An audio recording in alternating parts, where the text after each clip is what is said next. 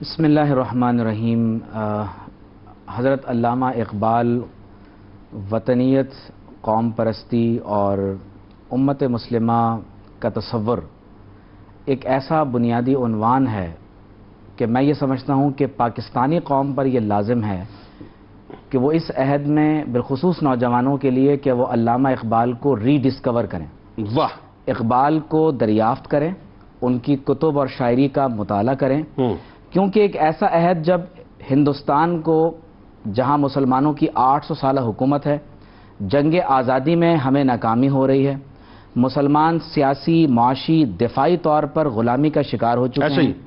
تعلیمی نظام، تہذیب و تمدن نہایت ہی تباہی اور بربادی سے دوچار ہے، مسلمان یاس اور مایوسی کے دروازوں سے ایک ایسے زمانے میں داخل ہو رہے ہیں کہ جہاں نعوذ باللہ نبوت کے جھوٹے دعوے دار کھڑے ہو رہے ہیں، اور 1917 میں بیت المقدس آپ کے ہاتھ سے چلا جاتا ہے جناب، 1923 میں سلطنت عثمانیہ بالکنائزیشن کے بعد ٹکڑے ہو رہی ہے، اور باقاعدہ اعلان کیا جا رہا ہے کہ آج اسلام اور ریاست کو نعوذ باللہ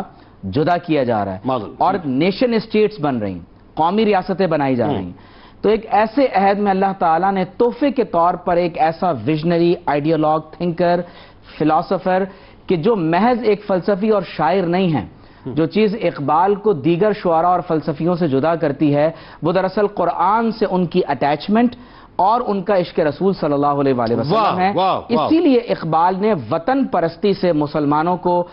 باہر نکال کر اس قومیت کی طرف دعوت دی ہے کہ جس کی بنا قرآن و سنت اور نبی کریم صلی اللہ علیہ وسلم کے عطا کردہ تصور امت مسلمہ پر ہے۔ آپ دیکھیے کہ اقبال خود کہتے ہیں کہ من بندہ آزادم، عشق است امام من، عقل است غلام من، کہ جب انسان کی کیفیت یہ ہوتی ہے تو پھر اقبال اپنے بارے میں خود فرماتے ہیں کہ دیگر دانائے راز آیت کے نائد، اب جو راز میں تمہیں بتانے لگا ہوں یہ بات توجہ سے سن لو، نہ جانے مجھ جیسا کوئی محرم راز دوبارہ آئے یا نہ آئے۔ کیا اچھا جملہ ہے۔ اقبال کہتے ہیں کہ جو کرے گا امتیاز رنگ و خوں مٹ جائے گا۔ اسی لیے ریکنسٹرکشن میں جہاں چھٹا خطبہ ہے تو اقبال نے اس بات کی وضاحت کی ہے کہ اگر رنگ، نسل، خون اور زمین کے رشتوں کے ساتھ، ارتھ روٹڈنس کے ساتھ کوئی قوم اپنے آپ کو توحید کے بجائے آپس میں جوڑنے کی کوشش کرتی ہے تو وہ دراصل پھر وطن پرستی، قوم پرستی میں، تعصبات میں مبتلا ہو جاتی ہے۔ اقبال کہتے ہیں ان تازہ خداؤں میں بڑا سب سے وطن ہے، پیرہن جو پیرہن اس کا ہے وہ امت کا کفن ہے۔ یہاں وہ دراصل ریجیکٹ کر رہے ہیں وطن پرستی کو، لیکن دوسری طرف فرماتے ہیں کہ وطن کی فکر کر ناداں، مصیبت آنے والی ہے، تیری بربادیوں کے مشورے ہیں آسمانوں میں۔ اور پھر اقبال جو خوبصورت تصور اس قوم کا جس کی بنا اسلام پر ہے، فرماتے ہیں اپنی ملت پر قیاس اقوام مغرب سے نہ کر۔ یہ جو آج ہم غلط قیاس مال فارغ کر رہے ہیں، کہ فرماتے ہیں کہ خاص ہے ترکیب میں قوم رسول ہاشمی، ہماری جو عناصر ترکیبی ہیں وہ نہیں ہے جو اقوام مغرب کے ہیں۔ بالکل ہے۔ پھر اقبال خود کہتے ہیں کہ تفریق ملل حکمت افرنگ کا مقصود، یہ جو آج مسلمانوں میں ڈویژن آپ کو نظر آ رہی ہے، فرماتے ہیں اسلام کا مقصد ہے فقط ملت آدم۔ اور پھر اقبال نے جو خوبصورت بات کہی جس میں اقبال کا تصور وطنیت اور قومیت واضح ہو کر رہ جاتا ہے، فرماتے ہیں قوم مذہب سے ہے،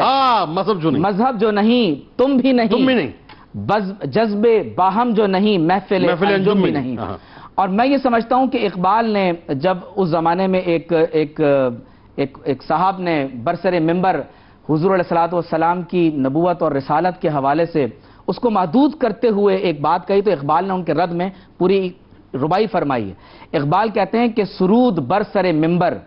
کہ ملت از وطن است، کہ یہ ممبر پر کھڑے ہو کر کہہ رہے ہیں کہ امت مسلمہ کی ملت وہ وطن پر مبنی ہوتی ہے۔ فرماتے ہیں چے بے خبر از مقام محمد عربیست، فرماتے ہیں کہ یہ شخص محمد الرسول اللہ صلی اللہ علیہ وسلم کے مقام اور مرتبے سے نا آشنا ہے۔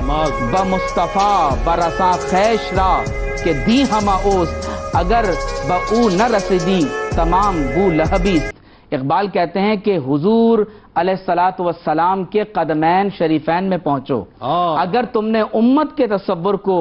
جغرافیہ، رنگ، نسل کے ساتھ محدود کر دیا تو فرمایا نتیجہ کیا نکلے گا کہ تم گمراہ ہو جاؤ گے، تو فرمایا اگر تم حضور کے قدموں میں نہیں پہنچے تو فرمایا جو کچھ بھی ہوگا وہ بو لہبی ہوگی۔ اور اقبال نے جو شکوہ اور جواب شکوہ میں لکھا، میں یہ سمجھتا ہوں کہ اس سے بات مکمل ہو جاتی ہے کہ منفعت ایک ہے اس قوم کی، نقصان بھی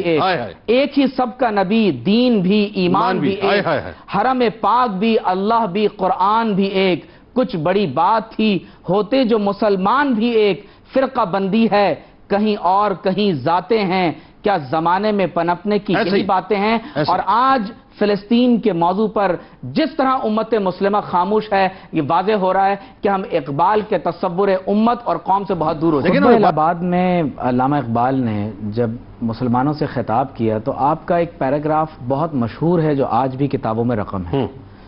فرماتے ہیں کہ one lesson I have learned from the history of Muslims، ایک سبق میں نے مسلمانوں کی تاریخ سے سیکھا ہے۔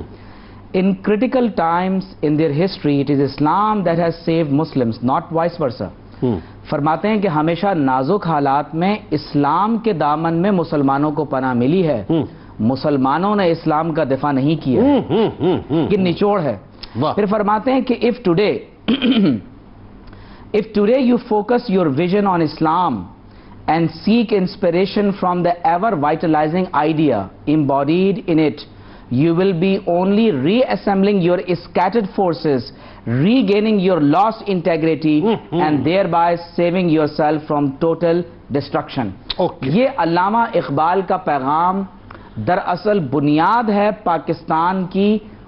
تعمیر کی اور اس خواب کی جو علامہ اقبال نے دیکھا۔ آپ اپنی اصل حقیقت کو پہنچ جائیں گے ایک جملے کے اندر، اپنی وقار کو پا لیں گے بنیادی طور پہ۔ پھر آپ دیکھیے کہ اقبال کہتے ہیں کہ ہیں جذبے باہمی سے قائم سارے نظام، ہیں جذبے باہمی سے قائم نظام سارے،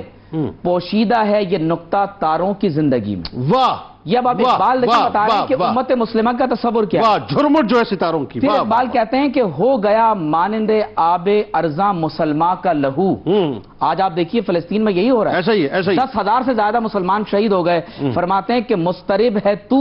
کہ تیرا دل نہیں دانائے راز۔ اور پھر اقبال کی وہ ربائی جس میں انہوں نے کمال کر دیا، فرماتے ہیں کہ پھر سیاست چھوڑ کر داخل حصار دی میں ہو، سبحان اللہ، فرماتے ہیں کہ پھر سیاست چھوڑ کر داخل حصار دی میں ہو، ملک و دولت ہے فقط حفظ حرم کا ایک ثمر۔ اگر ملک اور دولت تمہیں عطا ہو رہی ہے تو حرم کی حفاظت کے طفیل عطا ہو رہی ہے۔ پھر فرماتے ہیں ایک ہو مسلم حرم کی پاسبانی کے لیے، نیل کے ساحل سے لے کر تا بخاک۔ آپ سوچیں کہ یہودی کہہ رہے ہیں کہ دریائے نیل سے فرات تک، اور اقبال کہہ رہے ہیں کہ اگر تمہیں اپنی ملت اسلامیہ کا دفاع کرنا ہے تو تمہیں حرم کی پاسبانی کے لیے ایک ہونا پڑے گا۔ اور ہمارے ایک یا دو حرم نہیں، ہمارے 3 حرم ہیں جس میں مسجد حرام، مسجد نبوی اور مسجد اقصی ہے۔ پھر اقبال فرماتے ہیں کہ آج پوری دنیا میں یونائیٹڈ نیشنز اور انٹرنیشنل ہیومینیٹیرین لا کے تحت ہیگ کنونشن اور جنیوا کنونشن کی بات کی جا رہی ہے۔ آج اقبال کا یہ شعر مکمل طور پر واضح ہو کر ہمارے سامنے کھڑا ہے کہ تیری دوا نہ جنیوا میں ہے نہ لندن میں۔ جو آج Geneva conventions, Hague convention, United nations کی بات کر رہے ہیں، فرماتے ہیں کہ فرنگ کی رگے جاں پنجائے یہود میں ہے۔ اور پھر اقبال کے وہ اشعار جو شکوہ اور جواب شکوہ میں ہیں کہ مسجد مرثیہ خواہ ہیں کہ نمازی نہ رہے، یعنی وہ صاحب اوصاف حجازی نہ رہے، وضع میں تم ہو نصارا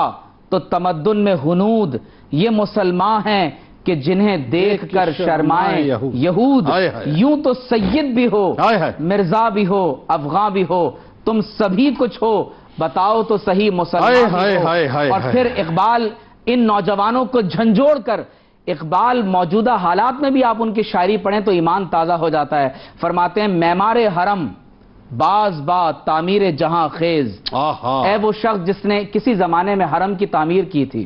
فرماتے ہیں کہ تمہیں دوبارہ آج اٹھنے کی ضرورت ہے۔ بے شک از خواب گراں خواب گراں خواب گراں خیز، از خواب گراں خیز، فرماتے ہیں کہ گہری نیند سے اٹھو،